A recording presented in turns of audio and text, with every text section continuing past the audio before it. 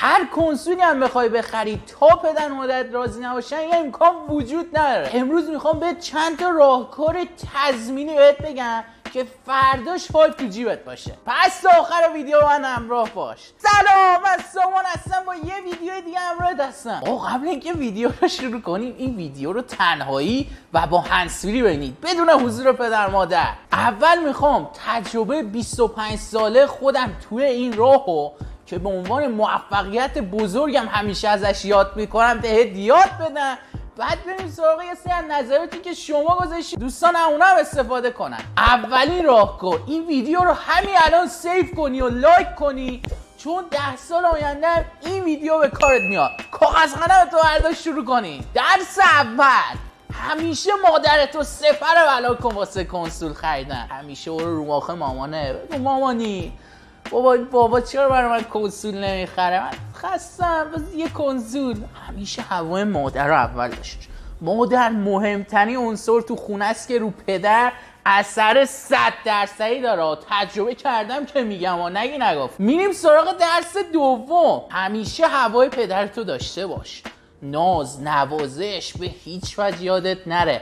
اصلا موقعی که خسته از راه میرسه میگه پسرم یه چای بیار، به جای چای واسه شربت بیار، اونم پررنگ. یا موقعی که خسته است میخواد بخوابه برو پیشش مثل گربه خودتو بچسبون بهش یه نوازشی دستی به ما صورتی مال بهش بذار خوابش ببر. نکته سوم چیه؟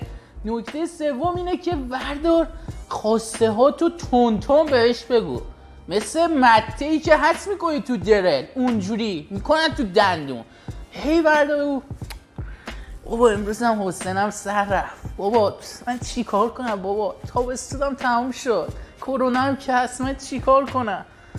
ولی چه یه ولی داره، این خواستتو که ای تون میگی موقعهاشو بشناس. همیشه وقتشناس باش دوست من.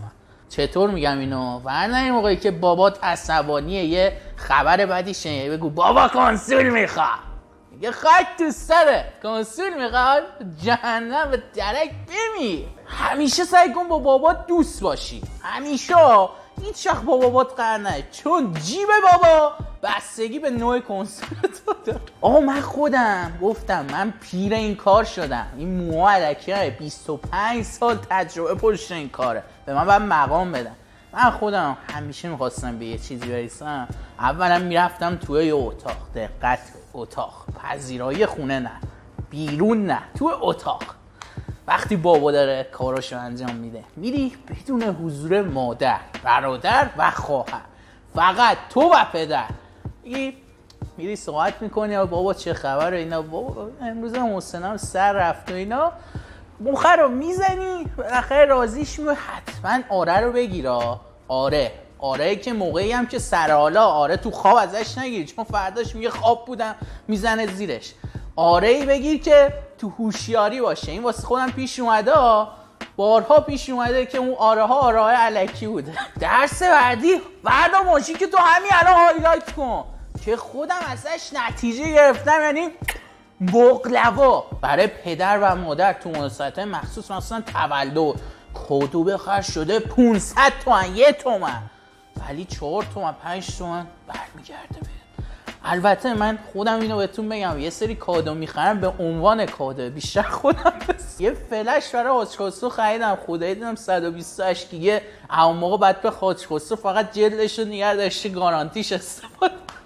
درس آخر که خیلی مهمه، یعنی کل نکته ها رو میبره زیر خودش، آیزون گوشت کن، از خواسته های کوچیکت برس به بزرگ. یه دفعه نره بگو بوبا کنسول 20 تومانی میخوام، خاک تو سر بشین ببینم.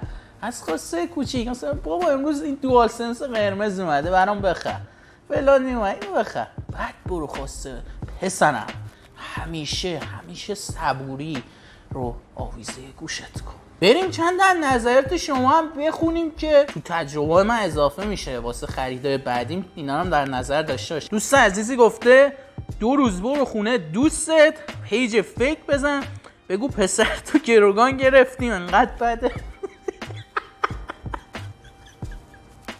آقا این خیلی بده. اول بابا به تا مرز سکته میرن، این کارا نکنید، روشه آسون ترم هست.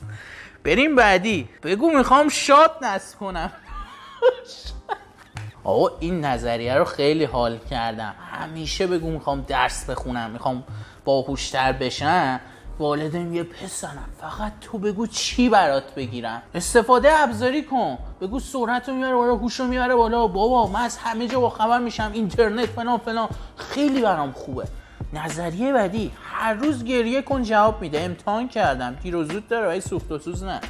آخه گریه به چه مدت آقا؟ من خدایی میگم این چیزایی که تا الان خریدم به دست آوردم بدون یه قطره اشک بوده. بخ کردم بغض، همون به اصطلاح بغض خودم، رفتم تو خودم ولی گریه نکردم.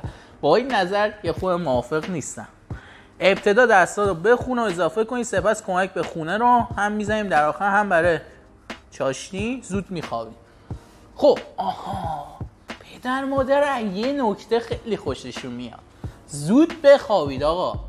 اینم میتونید بیارید تو بندای من، زود بخواب شبا، تا موقعی که به کنسول نرسی. به کنسول رسی 4-3 کنسول هم منطقه ببر تو اتاق تا ایمنی کنسول حفظ بشه. یه پرستار وارد زندگیش کن، فیلم بگی، کنسول که چی پرایی نه. آقا پدرتونه، با پدرتون یعنی یه کنسول هم ورزش آبروش تا این حد ببرید نکنید آقا. اینا بدآموزی داره. میگه ما همونم که داریم تو خانواده تو فکرشم بفروش.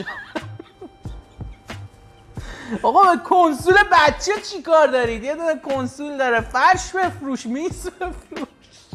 خب اینم از این راهکارهای خودم با تجربه 25 ساله و راهکارهایی که شما داده بودید و ازش استفاده کنیم که یه نتیجه خوب بگیری. ایشالله فرداش PS5 یا ایکس باکس تو جیبت باشه. اگه راه حل بهتری برای گول زدن پدر یا مادر بلدی، این زیر برام کامنت بگو، بهترینشو پین میکنم تا بقیه دوستان استفاده کنن. تا یه ویدیو، یه جلسه درس دیگه، خدا نگهدار. الو حاج سلام، خوبی؟ رسیدی خونه؟ خسته نباشی، میام ماساژ بدم. الان میام، الان اومدم.